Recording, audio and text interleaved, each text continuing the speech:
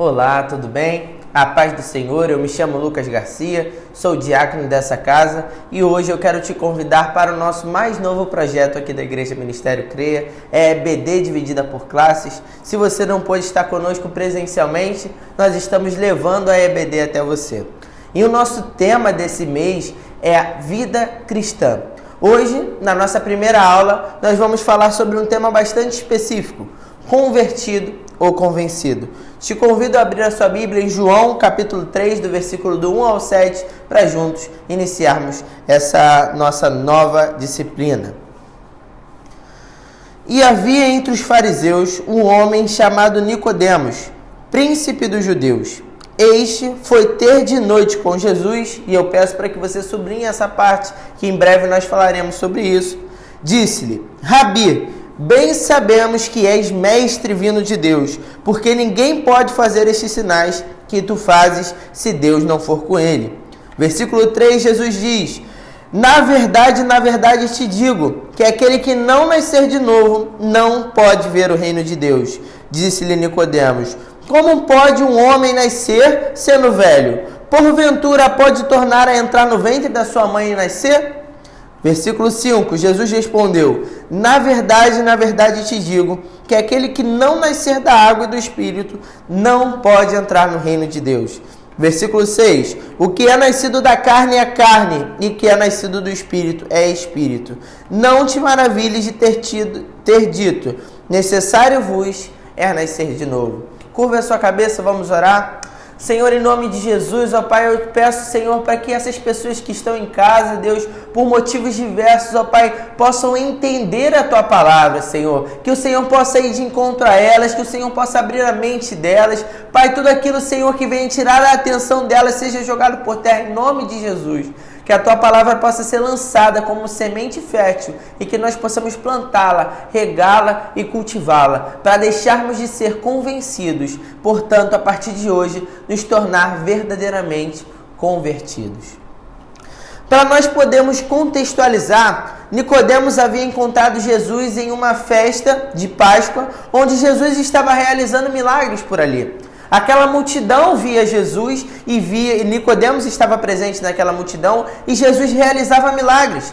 Todos dentre a multidão ficaram maravilhados com Jesus, inclusive Nicodemos. Porém, Jesus já conhecia. Em João, no capítulo 2, no versículo 23, vai contar melhor essa história. Diz assim: por causa dos sinais que Jesus realizou em Jerusalém, durante a festa da Páscoa, muitos creram nele. Versículo 25, ninguém precisava lhe dizer como o ser humano é de fato, pois ele conhecia a natureza humana. Jesus, porém, não confiava neles, pois conhecia a todos. Jesus estava falando que dentre aquela multidão, muitos acreditaram nele pelos milagres que ele poderia fazer, mas não o amavam por quem ele é. Muitas vezes isso acontece conosco ainda, irmãos. Nós acreditamos em Jesus, confiamos em Jesus para o que Ele pode nos proporcionar, mas não por quem Ele é de fato. E esse é o erro.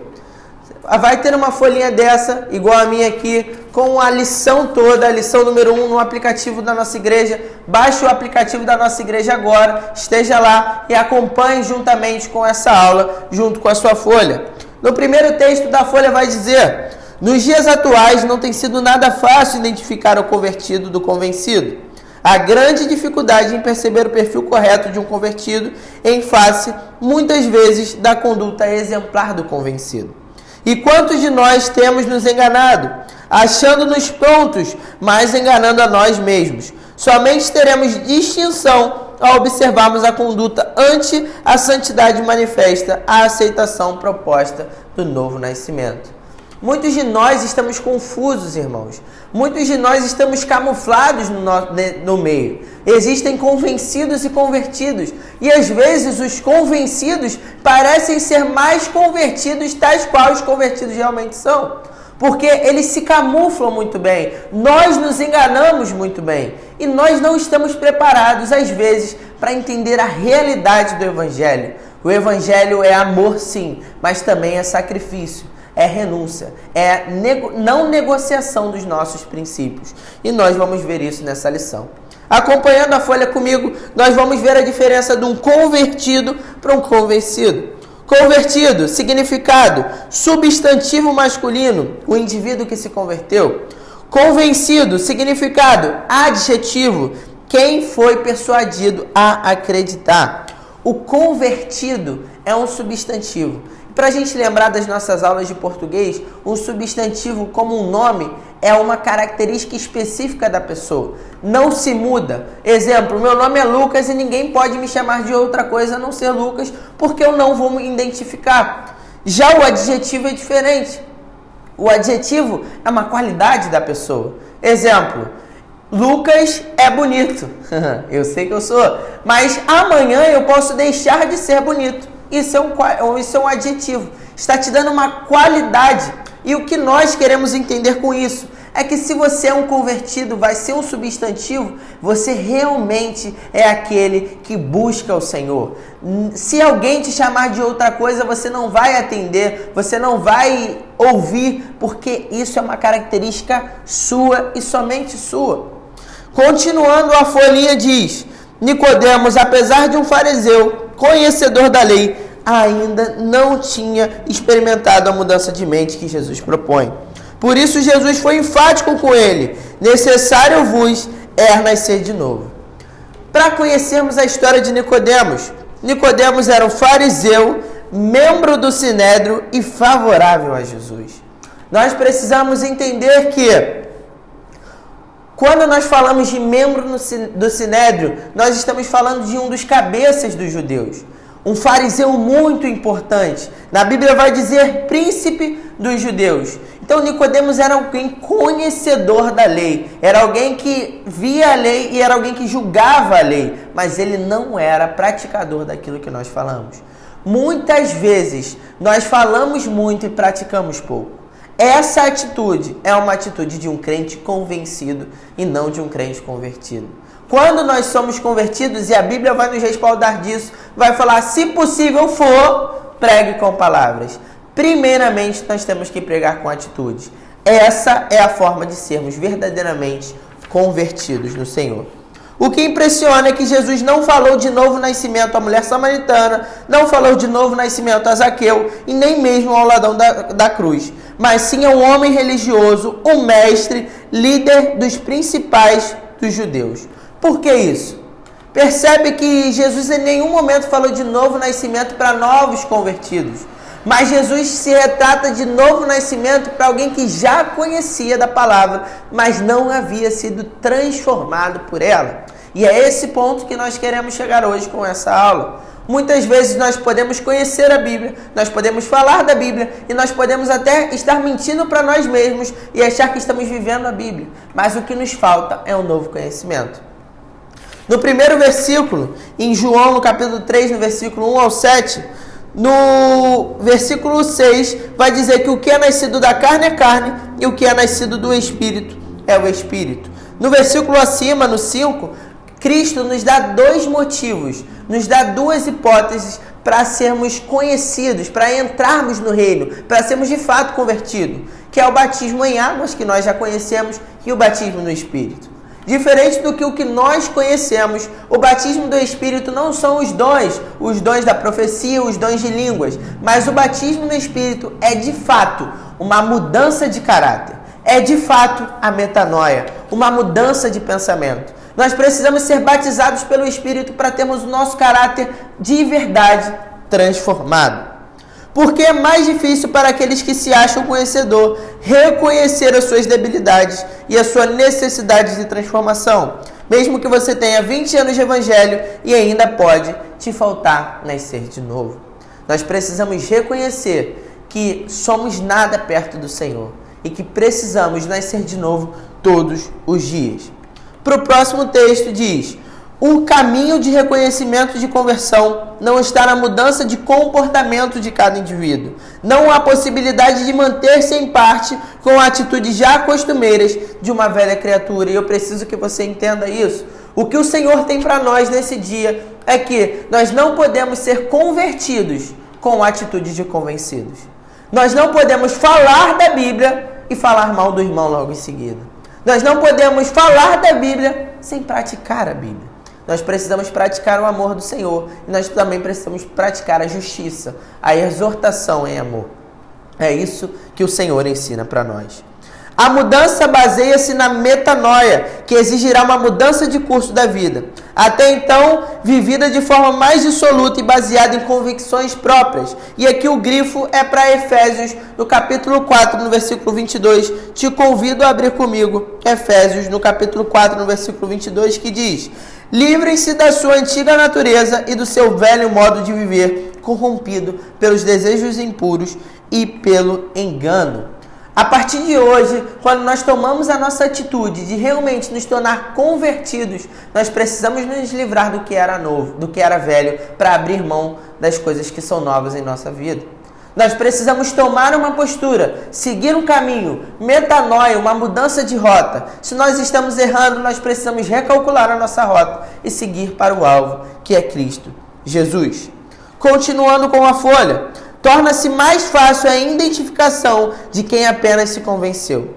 O homem convertido não é um mero convencido que se arrependeu e creu, mas continuou confiante, que vive arrependido pela graça que alcançou. Charles Spurgeon vai dizer: quando a palavra de Deus converte o homem, tira dele o seu desespero, mas não o seu arrependimento. Quando temos a convicção de que o Senhor está ali em nosso favor, quando o Senhor está por nós, o desespero some. Mas é necessário que o arrependimento continue. Arrependimento e remorso são coisas distintas, irmãos. E nós precisamos entender isso para seguir o caminho da verdadeira conversão. Muitas pessoas têm pecados de estimação, falsos arrependimentos, o que nós chamamos de remorso. Você peca, pede perdão a Deus, mas sabendo que amanhã você vai cometer o mesmo pecado. Isso é remorso, não é arrependimento. O verdadeiro arrependimento, irmão, é quando você peca, você erra, reconhece o seu erro, se humilha diante dos pés do Senhor, pede perdão, se arrepende de maneira verdadeira e não volta a cometer mais aquilo que você cometia antes. Afinal, nós somos novas criaturas, passamos pelo batismo em águas e passamos pelo batismo novo do Espírito. O nosso caráter há de ser transformado. A conversão ocorre de dentro para fora, fazendo que seja uma decisão pessoal e intransferível, o novo nascimento. O que está dentro é externado de forma que os passos são conduzidos no caminho avesso ao já abandonado. O convencido tem dificuldade de entender que não se trata de boas ações, mas ações de uma mente transformada. Te convido a abrir em Romanos 12, no versículo 1 e 2, que vai dizer: portanto, irmãos, suplico-lhes que entreguem o seu corpo a Deus por causa de tudo que Ele fez por vocês, que seja um sacrifício vivo e santo, do tipo que Deus considera agradável. Essa é a verdadeira forma de agradá-lo. Versículo 2. Não imitem o comportamento e os costumes desse mundo, mas deixem que Deus os transforme por meio de uma mudança em seu modo de pensar, a fim de que experimentem a boa vontade, perfeita e agradável vontade de Deus. Nós precisamos entender que nós somos chamados para ser sal e luz desse mundo, irmãos. O sal em menos quantidade é ruim. Ele faz a comida ficar ruim, você não consegue comer. E o sal em demasiada quantidade também é ruim. Ele salga a comida, você não consegue comer. Nós precisamos encontrar o nosso equilíbrio. Nós precisamos entender que nós fomos chamados para remar contra a maré. Não pelo que a maioria fala, mas pelo que a Bíblia e Deus nos mostram. Nós precisamos sacrificar a nossa vontade, porque nós entendemos que existe um Deus que está por nós, que zela por nós e que nos ama, irmãos. Então nós precisamos seguir este caminho. Um bom exemplo a ser citado para melhor compreensão é de Pedro. Lucas, capítulo 22, no versículo 31 ao 34, que diz: Simão, Simão, Satanás pediu para peneirá-lo como trigo. Versículo 32.